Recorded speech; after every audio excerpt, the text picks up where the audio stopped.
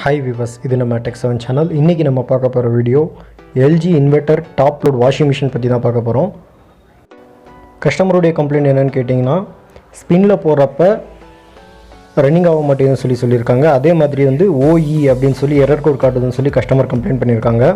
But நாம் check பண்ணப்போ அந்த மாதிரி ஓஇ எரர் எதுவுமே காட்டலை. பட் என்னென்னா, ஸ்பின்னில் டேரெக்டாக நாங்கள் போட்டப்போ ப்ரோக்ராமிங் அங்கே செட் பண்ணப்போ ஸ்பின்னில் ரன்னிங்கே ஆகலை. வெறும் இங்கே டைமிங் தான் காட்டுது. பார்த்தீங்கனாலே தெரியும் உங்களுக்கு, ஸ்பின்னில் ரன்னிங்கே ஆகலை. இந்த கம்ப்ளைண்ட்டை நம்ம எப்படி சால்வ் பண்ணுறதுன்னு சொல்லி தான் இந்த வீடியோவில் நம்ம பார்க்க போகிறோம். வீடியோ ஃபுல்லாக பாருங்கள், ஸ்கிப் பண்ணாமல் பாருங்கள். இது வரைக்கும் நம்ம சேனல் சப்ஸ்கிரைப் பண்ணாதவங்க மறக்காமல் சப்ஸ்கிரைப் பண்ணுங்கள். பக்கத்தில் இருக்க பெல் ஐக்கானை கிளிக் பண்ணுங்கள். இந்த ஓஇ எரர் எதனால் வருதுன்னு சொல்லி பார்த்தீங்கன்னா அது ஸ்பின்னுக்கு மட்டும்தான் அந்த ஓஇ எரர் அப்படின்னு சொல்லி காட்டும். வெறும் ஸ்பின் மோட்டருக்கு மட்டும், வேறு எதுக்குமே அந்த ஓஇ எரர் காட்டாது. இப்போ நம்ம அந்த கம்ப்ளைண்ட்டை சால்வ் பண்ணுறது எப்படின்னு கேட்டிங்கன்னா, நம்ம ஃபஸ்ட்டு பேக் டோரை ரிமூவ் பண்ணி ஒரு தடவை ப்ரெஷர் சென்சாரை செக் பண்ணிக்கலாம். இப்போ நம்ம பேக் டோர் ரிமூவ் பண்ணியாச்சு. அங்கே ப்ரெஷர் சென்சாருடைய டியூப் அங்கே கனெக்ட் ஆகிருக்கு ட்ரம்மில். பார்த்தீங்கனாலே தெரியும். அது லூஸ் கன்டென்ஷன் அந்த மாதிரி எதனாச்சும் ஆயிருந்துச்சுன்னா அந்த ஓஇ எரர் காட்டும். பட் நம்ம முதல்ல ஃபிக்ஸிங்கில் தான் இருக்குது. அதனால நம்ம டாப் டோர் ஃப்ரேமை கழட்டிடலாம்.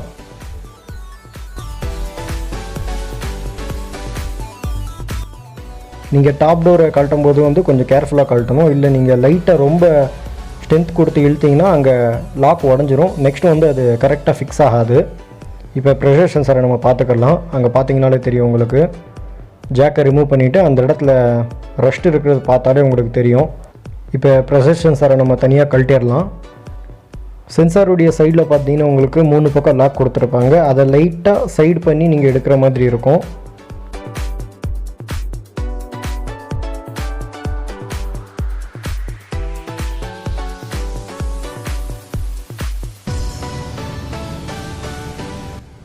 இப்போ நம்ம சென்சாரை எடுத்தாச்சு.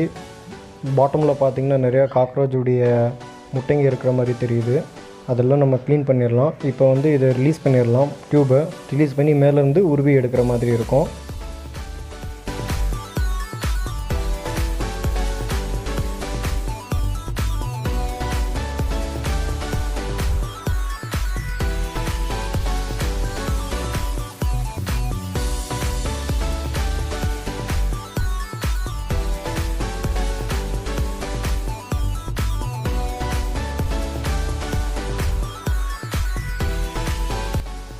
இப்போ பார்த்தீங்கன்னா நம்ம சென்சாரை ரிமூவ் பண்ணியாச்சு. பார்த்தீங்கன்னா ஜாக்கில் நிறைய ரஸ்ட் இருக்கிறது தெரியும். அதே மாதிரி நீங்கள் சென்சாரை ஷேக் பண்ணி பார்த்தீங்கன்னா உள்ளே சவுண்டு வர்றது தெரியும். அதை வச்சு நம்ம தெரிஞ்சுக்கலாம் சென்சார் போயிடுச்சுன்னு.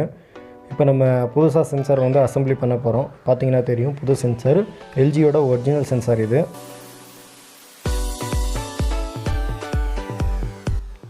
நீங்கள் இந்த சென்சாரோடைய கலெக்ஷன் பின்னில் பார்த்தீங்கன்னா தெரியும் எந்த அளவுக்கு க்ளீனிங் இருக்குன்ட்டு. பழசுக்கும் புதுசுக்கும் அதுதான் டிஃப்ரெண்ட் உங்களுக்கு. இந்த ஜாக்கை நம்ம இப்போ க்ளீன் பண்ணணும். ஏன்னா அப்படியே போட்டிங்கன்னா சேம் அதே மாதிரி உங்களுக்கு ஸ்பின் ரன்னிங் இருக்காது. இல்லை வாஷிங் இன்லைட்டில் தண்ணி எடுத்துக்கிறாது. இப்போ நம்ம WD-40 ஸ்ப்ரே யூஸ் பண்ண போகிறோம். ஏன்னா அதுதான் கொஞ்சம் பவர்ஃபுல்லாக இருக்கும். அதை அடிச்சு விட்டுட்டு உங்களுக்கு ப்ரஷ் எதனாச்சும் இருந்துச்சுன்னா வச்சு அதை வச்சு நல்லா தேய்ச்சி அந்த ரஸ்ட்டு போகிற அளவு தேய்ச்சி நல்லா க்ளீன் பண்ணிடுங்க அந்த ஜாக்கை. அதே மாதிரி சில பேர் கேட்கலாம், பழைய சென்சாரே போட்டால் உங்களுக்கு ஒர்க்கிங் இருக்காதான்னு சொல்லி. நீங்கள் பழைய சென்சாரை ஷேக் பண்ணி பார்த்தீங்கன்னா அதில் சவுண்டு அந்த மாதிரி வந்துச்சுன்னா உங்களுக்கு ரீப்ளேஸ் பண்ணிக்கங்க. சப்போஸ் சவுண்டு வராத பட்சத்துக்கு அதே சென்சாரை க்ளீன் பண்ணி இந்த மாதிரி ரஸ்ட் இருந்துச்சுன்னா க்ளீன் பண்ணி நீங்கள் போட்டு செக் பண்ணி பாருங்கள். சப்போஸ் அதில் ஒர்க்கிங் ஆச்சுன்னா நீங்கள் பழைய சென்சாரை போட்டுக்கலாம். இல்லை புதுசு தான் நீங்கள் கண்டிப்பாக ரீப்ளேஸ் பண்ணி ஆகணும்.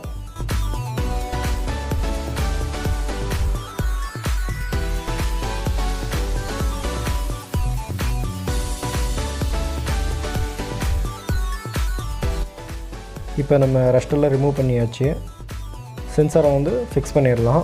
ஃபஸ்ட்டு நம்ம எப்படி கழட்டினோமோ அதே மாதிரி தான் ரிட்டர்ன் ஃபிக்ஸ் பண்ணுறதும். மேலேருந்து போட்டு நீங்கள் ஜாக்கை கனெக்ஷன் பண்ணி அந்த இடத்துல ஃபிக்ஸ் பண்ணிடுங்க. ஜாக் நல்லா நீங்கள் ப்ரெஸ் பண்ணி விடணும். ஏன்னா லூஸ் கனெக்ஷன் இருந்துச்சுன்னா சென்சார் ஒர்க் ஆகாது.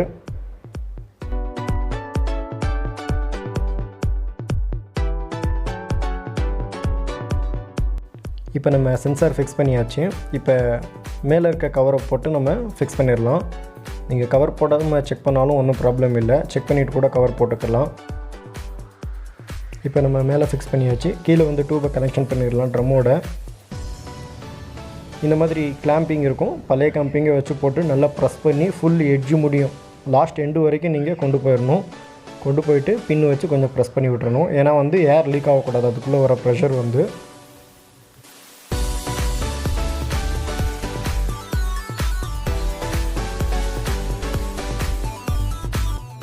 இப்போ நம்ம கீழே ஃபிக்ஸ் பண்ணியாச்சு. இப்போ பேக் டோரை ஃபிக்ஸ் பண்ணிடலாம்.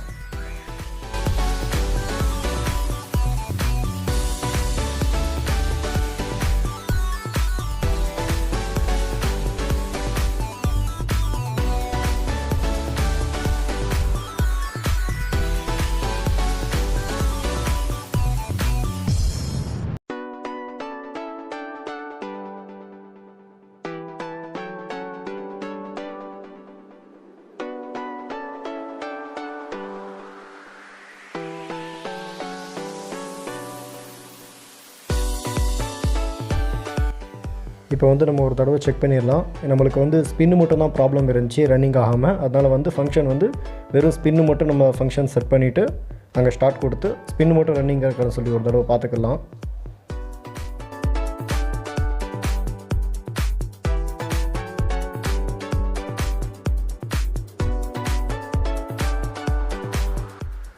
இப்போ வந்து நம்ம டோரை லைட்டாக திறந்து உங்களுக்கு காட்டுறேன். ஏன்னா வந்து மேலேருந்து காட்டினா அந்த அளவுக்கு கிளாரிட்டி கிடைக்காதனால வந்து சைட்லேருந்து காட்டுறேன். ஃபுல்லாக டோரும் திறக்க முடியாது. ஏன்னா டோர் சென்சார் அந்த இடத்துல வந்து காட்ட ஆரம்பிச்சிடுச்சுன்னா வந்து மிஷின் ஸ்டாப் ஆயிரும். பார்த்திங்கனாலே தெரியும் உங்களுக்கு மிஷின் ரன்னிங் ஆகுறது.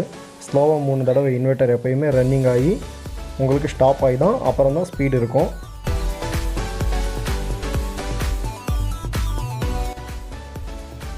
இப்போ பார்த்திங்கனாலே தெரியும் மிஷின் ஸ்டார்ட் ஆகுறது ரன்னிங்க்கு. ஓகே, ப்ராப்ளம் சால்வ் ஆயிடுச்சு. இந்த வீடியோ உங்களுக்கு ரொம்ப யூஸ்ஃபுல்லாக இருந்துச்சுன்னா லைக் பண்ணுங்கள், ஷேர் பண்ணுங்கள். இந்த வீடியோவில் வேறு எதுனாச்சும் டவுட்ஸ் இருந்துச்சுன்னா கீழே கமெண்ட் பாக்ஸில் கேளுங்க. நம்ம சேனல் இது வரைக்கும் சப்ஸ்கிரைப் பண்ணாதவங்க மறக்காமல் சப்ஸ்கிரைப் பண்ணுங்கள். பக்கத்தில் இருக்க பெல் ஐக்கானை கிளிக் பண்ணுங்கள். அப்போ தான் நம்ம போட போகிற வீடியோ உங்களுக்கு நோட்டிஃபிகேஷனாக வரும்.